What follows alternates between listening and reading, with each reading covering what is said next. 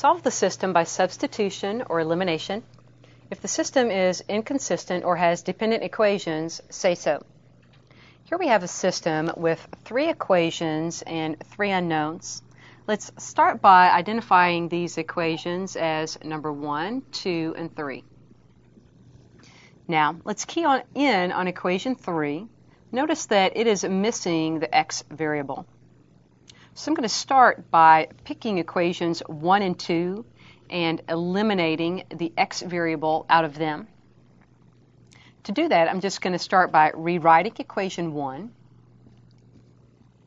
4x plus y plus z is equal to 11.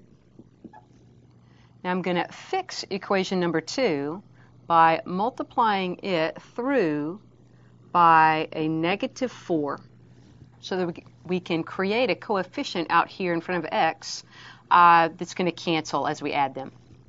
So negative 4 times x is a negative 4x. We'll get also a plus 4y, a plus 4z is equal to a negative 16.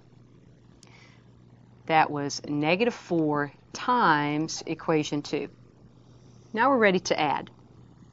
Our x variable does indeed cancel. We get also 5y plus 5z is equal to a negative 5. And I'm going to call this equation number 4. Now let's focus in on our original equation number 3 and this equation number 4. I'd like to solve this 2 by 2 system now. And I'm going to use the elimination method again. I'm going to eliminate the y variable. So let's multiply equation 3 through by negative 5.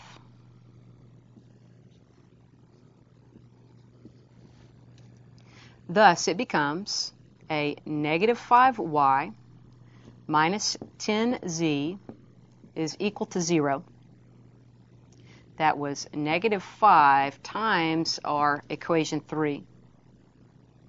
Now let's rewrite equation 4 underneath it.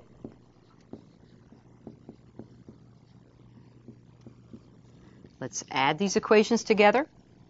Here we see our y variable cancel.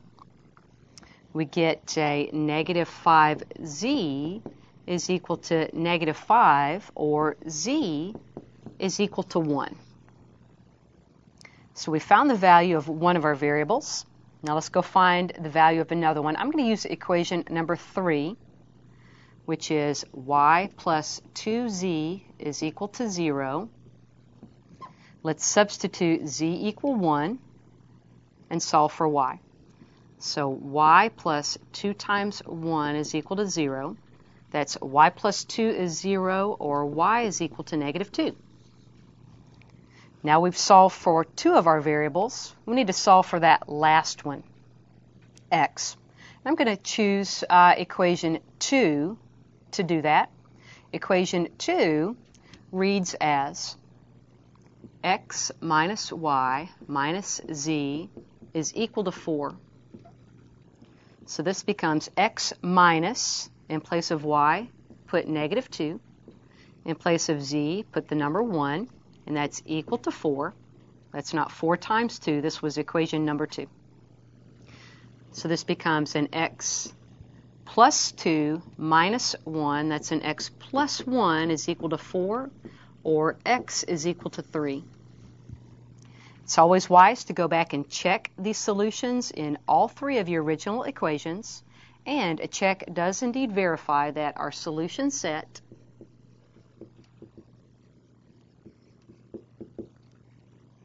is x equal 3, y is equal to negative 2, and z is equal to 1.